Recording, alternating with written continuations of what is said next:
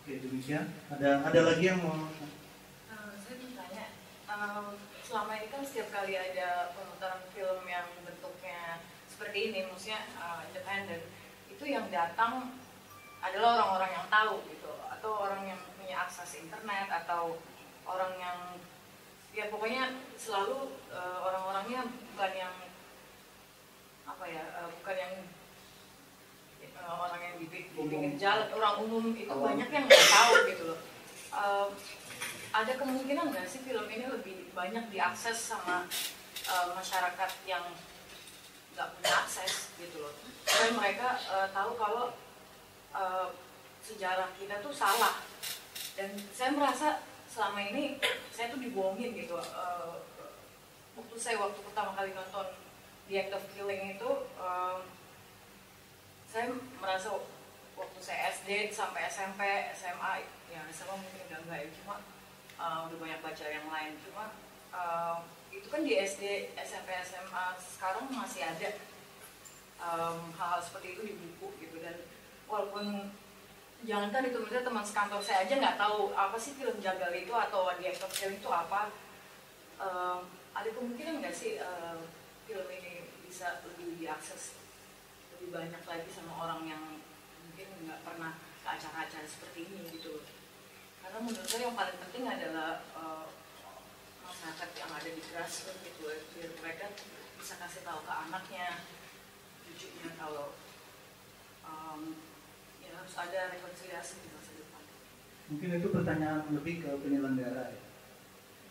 Tapi mungkin kalau masalah akses bisa nggak di-push supaya bisa ada lebih banyak lagi gitu. Karena selama ini ya nggak tahu, mungkin ini penyelenggara atau berhubungan kan antara pembuat film aksesnya bagaimana, atau selama ini permitnya susah atau untuk dibuat jadi lebih. Oke, mungkin saya jawab ya. Kita adalah organisasi film. Saya kebetulan sebagai event manager di sini yang menangani event, jadi bukan yang reguler. Kalau menjawab pertanyaan Mbak tadi, khusus film The Act of Killing dan Jagal, The Act of Killing dan The Look of Silence ya, Jagal dan Senyap, itu memang terus terang adalah event yang paling menakutkan menurut saya. Karena ya Senyap di Malang didatengin oknum gitu ya. Katanya mereka pakai kekerasan. Waktu Jagal juga di beberapa tempat malah Senyap malah lebih sedikit. Yang menakutkan sih. Saya tahu ini film penting sekali untuk dilihat masyarakat lebih banyak lagi, lebih luas lagi. Tapi penyelenggara akan mengambil resiko lebih besar lagi untuk misalnya mudah ini di parkiran misalnya. Itu resikonya lebih besar lagi, dan kita tidak tahu akibatnya apa nanti, malah akhirnya organisasi film kita dilarang oleh pemerintah atau bagaimana. Itu yang dihindari. Kalau akses di internet bagaimana? Maksudnya kalau Jagal memang sudah dibuka kan, bisa di download oleh orang Indonesia, jadi IP Indonesia bisa mendownload Jagal dan bisa dilihat di YouTube. Kalau Senyap ada rencana bagaimana ini Mas Adi? Karena biasanya kalau udah di YouTube pasti akan rencana banyak. Ya kelihatannya Senyap juga rencananya akan dibuka. Mungkin setelah ini kan habis kemarin hari HAM, hari tadi diputar di seluruh Indonesia, kemudian mungkin langkah selanjutnya adalah membuka film ini ke YouTube, internet. Kalau orang yang tidak bisa gunakan komputer atau tidak kenal, tidak dapat akses ke internet, mungkin memang sulit ya. Kalau Jagal dulu DVD-nya juga dibagikan kan ya. Ini saya tidak tahu, karena itu saya sebagai organisasi film juga menyadari itu biaya yang besar sekali, dan itu semua ditanggung oleh tim produksi ini yang catatan khusus mereka fundingnya pun terbatas, gitu ya. Jadi yang kita semua ingin ini film seluas-luasnya tapi juga kita kelihatannya masih harus cari jalan bagaimana caranya, dan tentu saja semua saran akan didengar, dan kalau ada saran yang bagus kenapa enggak kita bisa. Jadi begitu. Iya, kira-kira begitu. Kalau mudah-mudahan bisa menjawab kalau ada pertanyaan lagi. Ada pertanyaan dari sini. Ya, terima kasih. Pertama saya mau memberi apresiasi yang luar biasa pada Pak Ari atas keberaniannya mendukung dan totalitas dalam memainkan film ini. Tadi sebenarnya ada pertanyaan yang sudah terjawab, proses atau apa yang dirasakan oleh Pak Ari.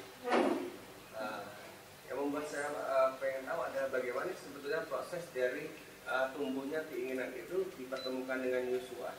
Kemudian apakah memang Yosua yang proses pertemuannya, kemudian proses produksinya? Karena tadi saya lihat ada setelah bapak yang keluarga yang didatangi itu sudah almarhum gitu. Apakah Yosua dulu mensyuting peristiwa itu baru ketemu Pak Ari, kemudian atau mungkin bisa dijelaskan bagaimana? Sebetulnya Jagal itu dari senyap duluan maksudnya di lagu Jagal. Cuman mengingat menimbang akhirnya memutuskan Jagal dulu keluar.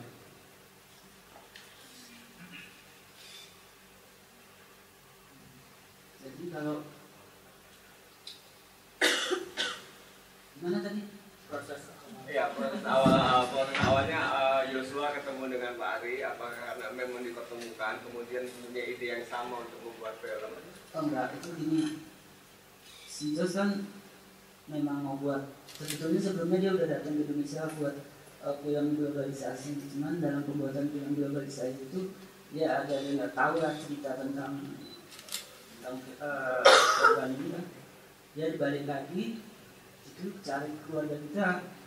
Jadi waktu itu aku kan tinggal di Medan itu setiap minggu aku pulang ke rumah, ke kampung tempat mama itu aku sudah ketemu dengan dia, sudah ada di rumah dan ngambil gambar keluarga. Jadi situ dia cerita, ya itu tadi memang kayaknya sesuatu yang kebetulan dan memang itu gimana ya? Ya itu tadi kayak pepatah Melayu mengatakan pucuk dicinta ulang tiba. Mungkin saya tambahkan juga. Kalau yang saya baca, memang banyak sekali ini adalah bukan dari Joshua, tapi inisiatif Adi sendiri. Mas Adi sendiri yang mengusulkan saya ingin ketemu korban. Bahkan Joshua pun ketakutan waktu Mas Adi bilang mau ketemu korban, Joshua sempat ragu. Itu yang saya baca ya. Jadi karena pertanyaan itu sempat muncul di beberapa diskusi sebelumnya, memang banyak orang mengira bahwa ini pasti desainnya Joshua bagaimana ini, tapi tidak, bukan begitu. Jadi bagaimana Mas Adi ketemu pembunuh ini adalah inisiatif Mas Adi. Bahkan Joshua agak ragu sudah melakukan itu karena Joshua menganggap itu sangat berbahaya.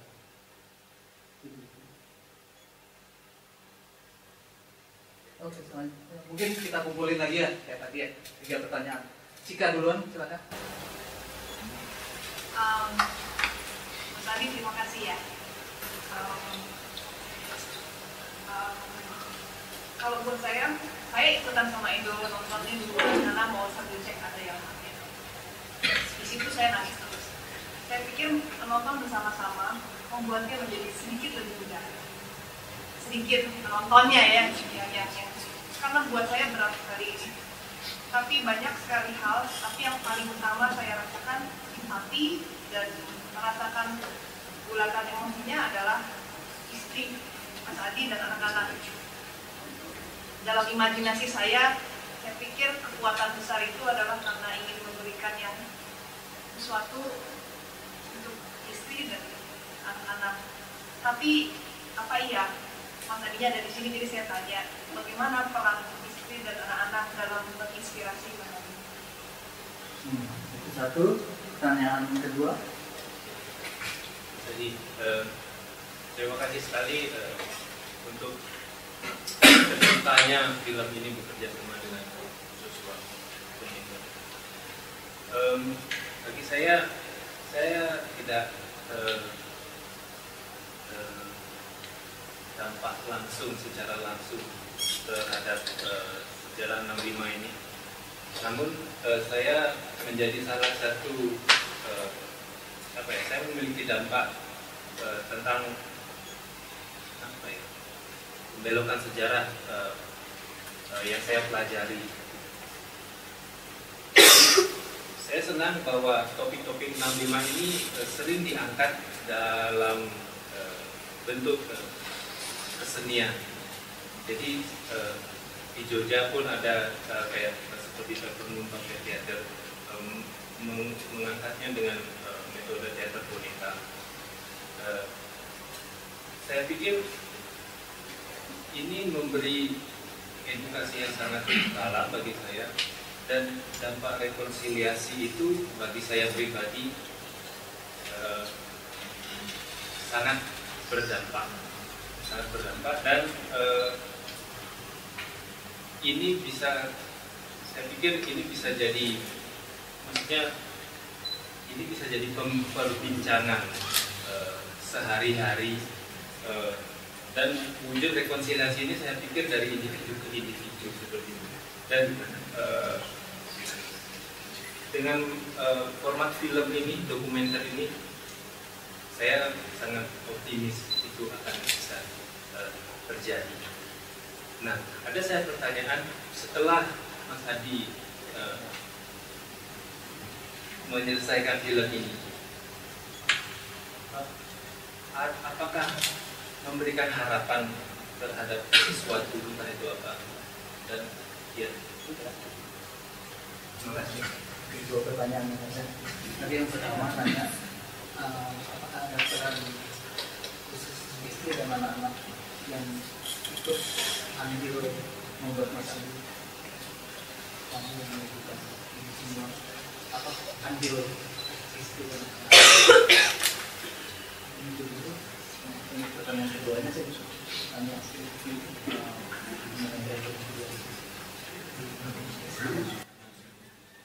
kalau andil anak dengan istri itu memang sungguh sangat besar. Jujur sebetulnya aku berani itu ya karena keluarga juga. Kayaknya kalau aku sih udah mentok lah, karena umurku sekarang udah 46. Tapi kalau anak-anak kedepannya gimana? Kan kita sama-sama tahu di sekolah bukan cuma hanya di sekolah. Contohnya pemutaran senyap ini juga seperti yang di Malang ya, di Malang itu masih mendapatkan intimidasi. Dan bukan hanya itu aja. Kemarin malam itu ya aku nengok TV One di JLC itu masih ada anggota dewan yang bilang itu di undang-undang pilkada itu masih nggak dicantumkan tentang keselingkuhan. Jadi pelarangan yang terlibat PKI. Ya artinya mereka itu memang masih menganggap orang-orang yang dianggap komunis ini sebagai hantu yang memang harus dimusnahkan, nggak boleh lahir. Jadi itu memang nggak hilang. Jadi itu juga yang menginspirasi gimana nanti kalau ya mungkin kalau aku udah mentok lah, umur 46 itu mau jadi apa lagi, mau sekolah juga cuma tamat SMA. Kebetulan itu yang level aku itu ya, itu di kampung itu cuma aku yang tamat SMA. Iya, itu kawan-kawan itu kelas 3 SD, kelas 2 apa waktu di sekolah.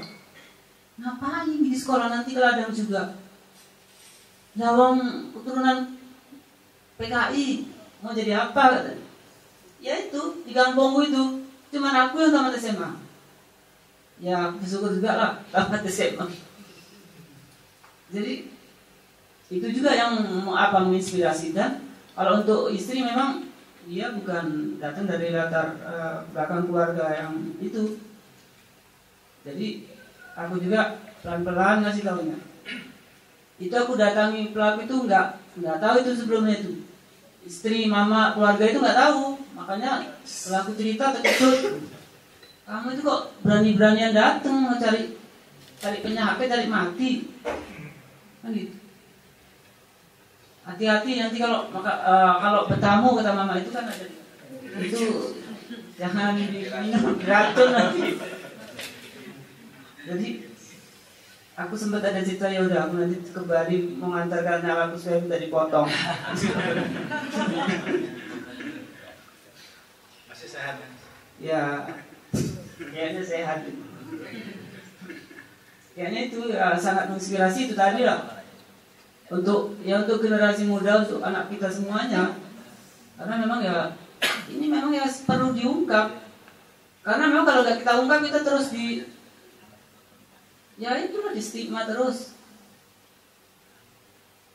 Terkadang aku nanya tuh, kalau PKI itu kalau komunis itu kenapa rupanya? Ada apa? Kenapa rupanya kalau komunis? Itu selalu apa? Selalu itulah pertanyaan yang ada di diriku. Rasa itu. Nah, setelah pertanyaan kedua adalah setelah produksi film ini, apakah membuat Mas Adi lebih optimis untuk terjadinya rekonsiliasi atau bagaimana? Ya, kalau optimis itu sangat optimis karena film itu sudah dibuat dan bahwa rekonsiliasi bisa terjadi. Ya itu sebetulnya memang harapan aku dan harapan kita semua supaya terjadi rekonsiliasi. Karena ya mudah-mudahan dengan film ini dan dukungan kawan-kawan mungkin yang ada di sini semua dan penonton yang lain itu bisa mengarahkan ke proses rekonsiliasi. Karena siapa juga ya nggak mau hidup enak, hidup berdampingan. Kalau kita sama-sama manusia kok kan nggak beda aku mungkin dengan Mas ini atau Mbak, kan nggak beda. Toh kalau nggak makan seharian aku juga lapar. Jadi kan kalau damai itu kan indah, nggak usah ada iri, nggak usah ada dengki. Kayaknya enak lah hidup juga gitu. Ini nengok, wah itu dulu membunuh abang aku, wah itu dulu anak bapaknya tak bunuh atau kakeknya tak bunuh. Itu kan gak enak, ada dendam.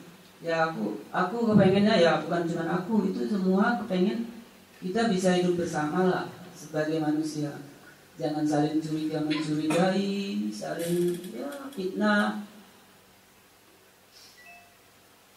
Ya itu memang itu harapan kita.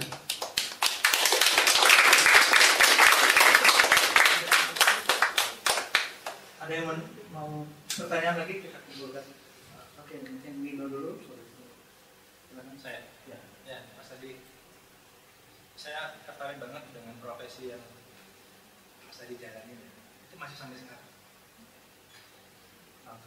Oh, itu hampir di semua kesempatan orang nanya itu apa betul kamu kerjaannya bukan kacamata keliling? Misalnya saya pakai kacamata. Iya, aku rindu itu udah berapa itu nggak. Ini kalau keluar nanti gampang nandain ini katanya. Oh, iya itu aku tamat SMA pergi ke Medan kerja di optik. Jadi dari tamat SMA itu aku udah sampai sekarang. Sejak film ini ya berhenti dulu lah, mudah-mudahan nanti ada rekonsiliasi, aku bisa jualan ke Bali nanti. Jualan kacamata. Ya itu memang profesi aku sampai kayaknya sih sampai sekarang dan akan datang nanti. Selamat malam Mas, saya mau nanya itu gimana masa kecilnya Mas sejak dari SD aja Mas sudah tahu kalau abangnya Mas ini kebunuh dan lain-lain, dan dari mamanya Mas sendiri udah nekanin kalau abangnya Mas ini baik. Apakah Mas dari kecil itu memang udah mencari tahu atau bagaimana? Itu sebetulnya aku orangnya pendiam. Tapi aku tuh selalu bertanya-tanya. Dan mungkin ada yang bilang mungkin tak bohong atau mana gitu. Aku itu berani ngomong mau nyebut PKI komunis itu, PKI ya terutama ya. Itu tahun 2000 sekitar 2007 itu baru aku berani bilang PKI, menyebut kata PKI. Itu menyebut dengan keluar didengar orang itu baru mulai tahun 2007 kalau nggak salah. lebih menunggu atau 2008. Selamanya aku nggak mau nyebut, nggak berani aku, karena memang karena abangku jadi korban. Udah itu abangku itu nggak sesuai dengan apa yang ditujukan dalam film itu ya. Waktu itu aku tahun 84 itu kelas 2 SMP itu nonton itu. Jadi pokoknya intinya aku nggak pernah nyebutkan kata PKI atau komunis itu sampai didengar orang sampai tahun 2008. Setelah aku dapat masukan dari si Jos, dari buku-buku yang dikasih, itu baru aku berani nyebutkan. Karena ternyata PKI itu tidak seperti itu. Jadi artinya sesuai dengan apa yang aku pikirkan. PKI itu tidak seperti itu. Situlah aku baru mulai berani ngomong PKI dengan didengar orang itu. Terus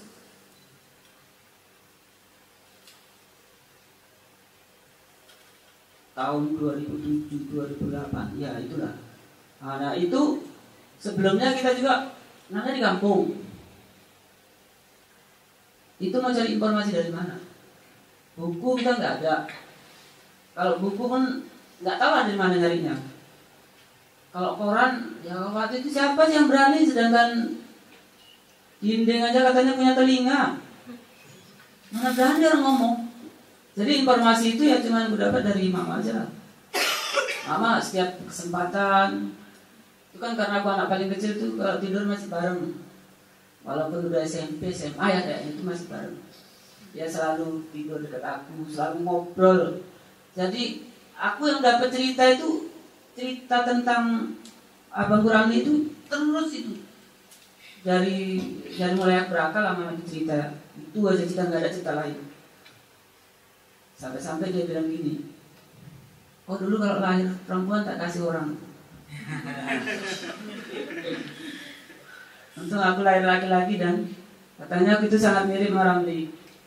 Jadi ya anak sayangan lah.